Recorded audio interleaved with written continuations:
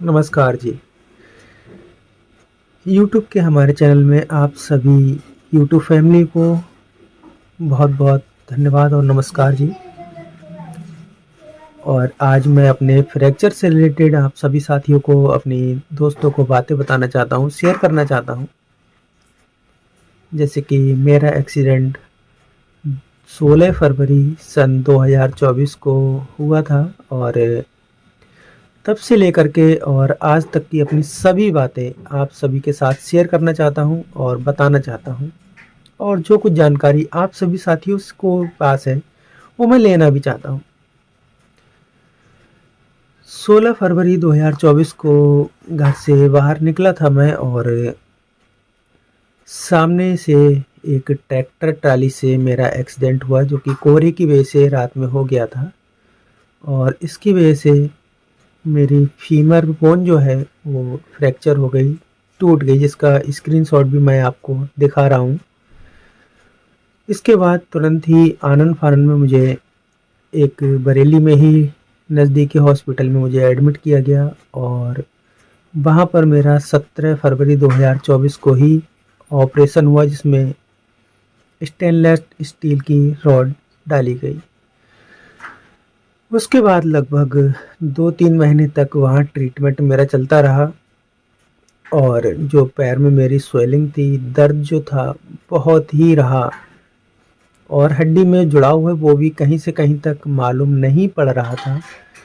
इस वजह से मैंने किसी अन्य हॉस्पिटल में भी जानकारी ली कि कैसे क्या है, तो उन्होंने मुझे जानकारी दी कि आपकी जो हड्डी का डिस्टेंस है वो काफ़ी ज़्यादा है और ये जुड़ना जो है पॉसिबल नहीं है।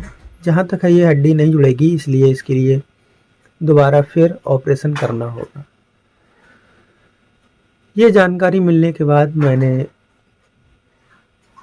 1 मई या कहें तो मई बिल्कुल शुरुआत में ही मेरा दूसरा ऑपरेशन हुआ और पहली वाली रॉड निकालकर और हड्डी को पास में कर करके मेरा दूसरा ऑपरेशन भी कर दिया गया।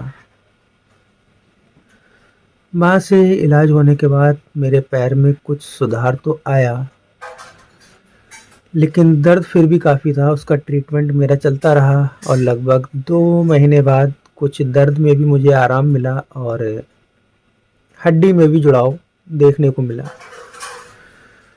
उसके बाद मैं उनसे सलाह मशवरा लेता रहा अपने डॉक्टर से और मेरा इलाज वहीं से चलता रहा जहाँ मेरा दूसरा ऑपरेशन हुआ था। कुछ समय के बाद मेरे घुटने में भी प्रॉब्लम होने लगी, जब मैं हल्का-फुल्का लगभग 4 महीने बाद चलने लगा। ऑपरेशन किया मई के बाद 4 महीने बाद लगभग अगस्त सितंबर में जब चलने लगा मैं, तब मेरे घुटने में दर्द महसूस होने लगा। मैंने डॉक्टर साहब को दिखाया कि डॉक्टर साहब ये मेरे घुटने में दर्द क्यों हो रहा है। तब उन्होंने एक्सरे पर ध्यान दिया तो पता चला कि मेरा पटेला है वो भी फ्रैक्चर है।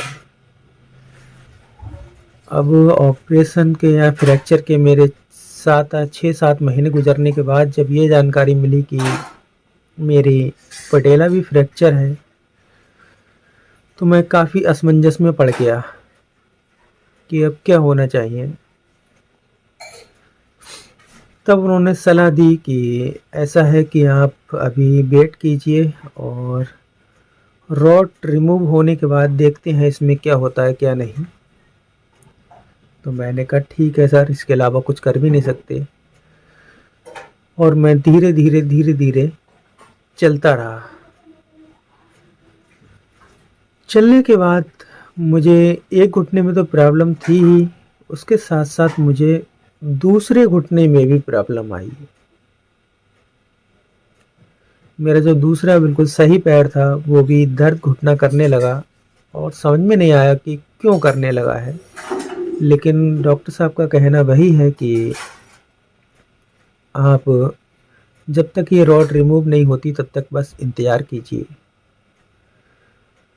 तो अभी तो फ़िलहाल मैं इंतज़ार में ही हूँ और इतना अच्छा भी चलने लगा था। मैं कुछ आपको वीडियो वगैरह दिखाऊँगा नेक्स्ट वीडियो में कि मैं किस तरह चल रहा था, किस तरह एक्टिविटी हो रही थी मेरी, लेकिन पता नहीं न जाने क्यों ऐसा हुआ कि एकदम फिर से मैं पुराने दिनों में वापस हो गया।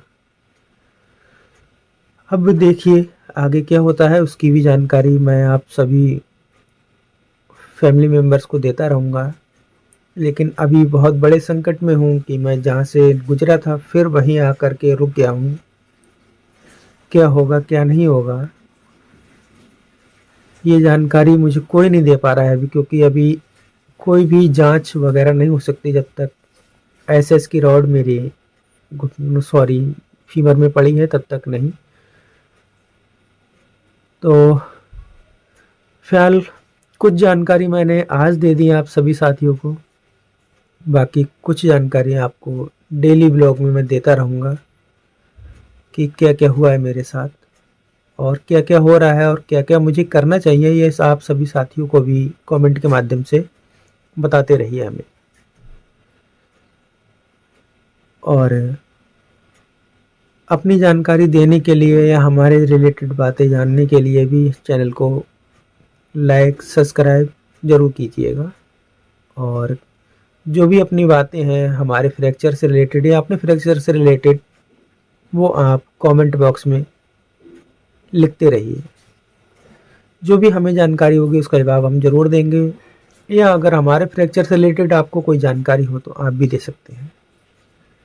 फिलहाल आज के लिए बस इतना ही, बाकी कल फिर आपको अपनी ही जो दुर्घटना है उससे आधारित आगे की जानकारी फिर देंगे। तब तक कल के लिए सभी को नमस्कार।